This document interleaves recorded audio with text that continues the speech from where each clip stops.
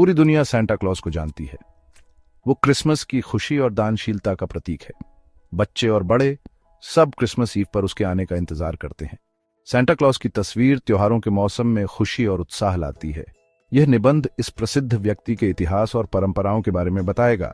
Santa Claus सिर्फ लाल कपड़ों वाला आदमी नहीं है, वो देने की भावना और क्रिसमस के जादू का प्रतीक है।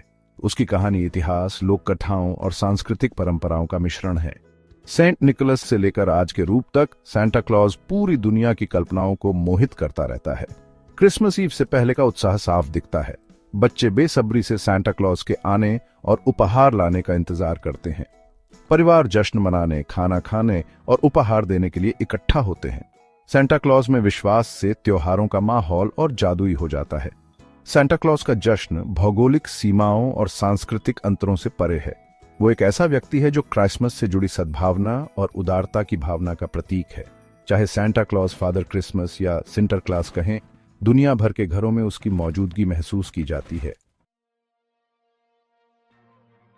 सांता क्लॉज की कहानी एक असली ऐतिहासिक व्यक्ति सेंट निकोलस से शुरू होती है।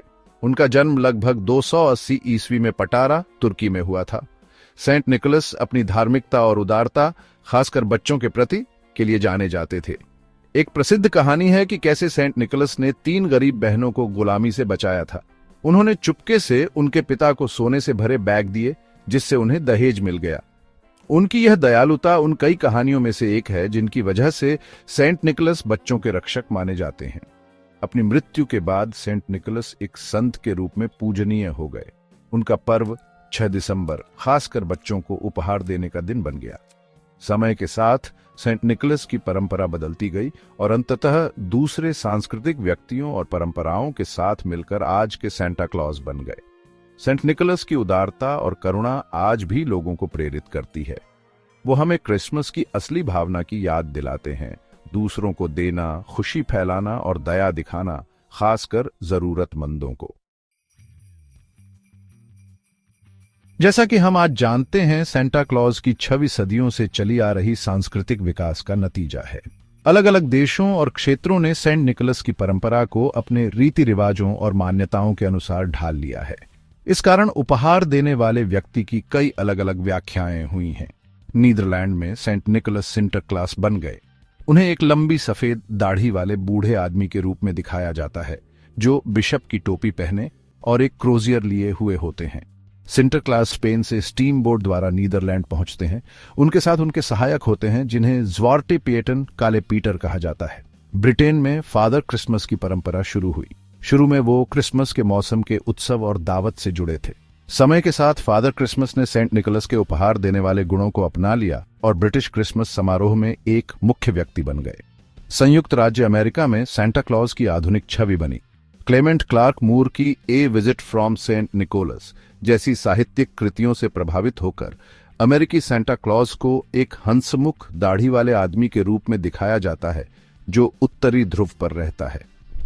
वो हिरणों द्वारा खींची गई एक बेपहियों की गाड़ी में यात्रा करते हैं और क्रिसमस ईव पर बच्चों को उपहार देते हैं। चौथा भाग, क्रिसमस परंपराओं में सांता का स्थान। क्रिसमस परंपराओं में सांता क्लॉज का समावेश ईसाई, बुतपरस्त और व्यावसायिक प्रभावों का एक आकर्षक मिश्रण है। जबकि क्रिसमस ईसा मसीह के जन्म का जश्न मनाता है, सांता क्लॉज इस त्योहार से जुड़ी धर्मनिरपेक्ष खुशी और उदारता का प्रतीक बन गए हैं। सांता क्लॉज पर ईसाई प्रभाव उपहार देने के कार्य में दिखाई देता है, जो बालक यीशु को उपहार लाने वाले मागी की उदारता को दर्शाता है। सेंट निकोलस के दान और दया के कार्य भी ईसाई मूल्यों के अनुरूप हैं। बुतपरस्त परंपराओं ने भी सांता क्लॉज की कहानी को आकार देने में भूमिका निभाई। ईसाई धर्म से पहले के यूरोप में आम तौर पर शीतकालीन अयनांत समारोहों में ऑडिन जैसे व्यक्ति होते थे, जो नॉर्स देवता थे और उड़ने वाले घोड़े पर आकाश में यात्रा करते थे और मनुष्यों को इनाम या सजा देते थे। व्यावसायीकरण, खासकर 19वीं और 20वीं शताब्दी में, ने क्रिसमस परंपराओं में सांता क्लॉज के स्थान को और मजबूत किया। व्यवसायों ने छुट्टियों की भावना को बढ़ावा देने और बिक्री बढ़ाने के लिए सांता क्लॉज की छवि का इस्तेमाल किया। कोका कोला जैसे विज्ञापन अभियानों ने सांता क्लॉज के आधुनिक चित्रण को लोकप्रिय बनाने में मदद की। 5वां भाग, सांता क्लॉज की अनकही कहानियां। जानी पहचानी कहानियों के अलावा सांता क्लॉज के बारे में कुछ कम जानी जाने वाली कहानियां और मिथक भी हैं, जो उनके मूल और विकास की दिलचस्प झलक पेश करती हैं। ये कहानियां अक्सर उन्हें प्राचीन परंपराओं, शैमानिक प्रथाओं और लोक कथाओं से जोड़ती हैं। ऐसी ही एक कहानी सांता क्लॉज को ओडिन से जोड़ती है, जो शिकार, ज्ञान और जादू के नॉर्स देवता हैं। कहा जाता है कि ओडिन अयनांत के दौरान अपने 8 पैरों वाले घोड़े स्लीपनिर पर सवार होकर सर्दियों के आकाश में सवारी करते थे और नीचे रहने वालों को इनाम या सजा देते थे। यह दृश्य सांता क्लॉज की उड़ने वाली बेपहियों की गाड़ी में यात्रा से काफी मिलता जुलता है। कुछ सिद्धांत बताते हैं कि सांता क्लॉज की उत्पत्ति साइबेरियाई शैमानिक परंपराओं से हुई है। इन संस्कृतियों में आध्यात्मिक नेता शेमन्स लाल और सफेद कपड़े पहनने, मतिभ्रम पैदा करने वाले मशरूम इकट्ठा करने और उन्हें उपहार के रूप में देने के लिए जाने जाते थे। अक्सर भारी बर्फबारी के कारण घरों में चिमनी के रास्ते प्रवेश करते थे। उत्तरी ध्रुव, सांता क्लॉज का पौराणिक घर उनकी पौराणिक कथाओं का एक और आकर्षक पहलू है। जबकि 19वीं सदी में इसे लोकप्रिय बनाया गया था, लेकिन सांता के उत्तरी ध्रुव पर रहने का विचार अपेक्षाकृत नया है। पुरानी परंपराओं में उन्हें लैपलैंड, फिनलैंड या स्वर्ग में भी रखा गया था। सांता क्लॉज के उड़ने वाले हिरणों के मिथक की जड़ें भी प्राचीन मान्यताओं में हैं। हिरण नॉर्डिक संस्कृतियों में जीवन के लिए आवश्यक थे और अक्सर किंवदंतियों और पौराणिक कथाओं में शामिल होते थे। कठोर सर्दियों में जीवित रहने और बर्फीले इलाकों में नेविगेट करने की उनकी क्षमता ने उन्हें ताकत, लचीलापन और जादू का प्रतीक बना दिया। छठा भाग, सांता का परिवार, मिसेस क्लॉज और एल्व्स।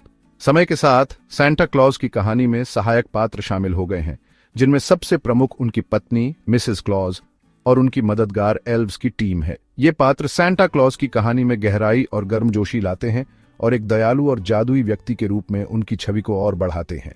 मिसेस क्लॉज, जिन्हें अक्सर एक दयालु और हंसमुख महिला के रूप में चित्रित किया जाता है, घरेलूपन और गर्मजोशी की भावना का प्रतीक है। वो सांता क्लॉज का साथ देने में महत्वपूर्ण भूमिका निभाती है, उन्हें क्रिसमस ईव की यात्रा की तैयारी में मदद करती है और अपने उत्तरी ध्रुव के घर का आरामदायक माहौल बनाए रखती है। सांता के एल्व्स, जिन्हें आमतौर पर छोटे, शरारती लेकिन मेहनती जीवों के रूप में चित्रित किया जाता है, दुनिया भर के बच्चों को सांता द्वारा दिए जाने वाले खिलौने और उपहार बनाने के लिए जिम्मेदार हैं। वो मेहनत, रचनात्मकता और टीम वर्क की भावना का प्रतीक हैं, जो बच्चों के लिए क्रिसमस की खुशी लाने में जरूरी तत्व हैं। सांता क्लॉज की कहानी में मिसेस क्लॉज और एल्व्स को शामिल करने से परिवार, समुदाय और सहयोग के महत्व पर जोर दिया गया है। यह इस संदेश को रेखांकित करता है कि क्रिसमस केवल उपहार प्राप्त करने के बारे में नहीं है, बल्कि देने, साझा करने और साथ मिलकर काम करने की भावना के बारे में भी है। सांता क्लॉज का बड़ा परिवार उनके असाधारण व्यक्तित्व में सादगी और गर्मजोशी लाता है।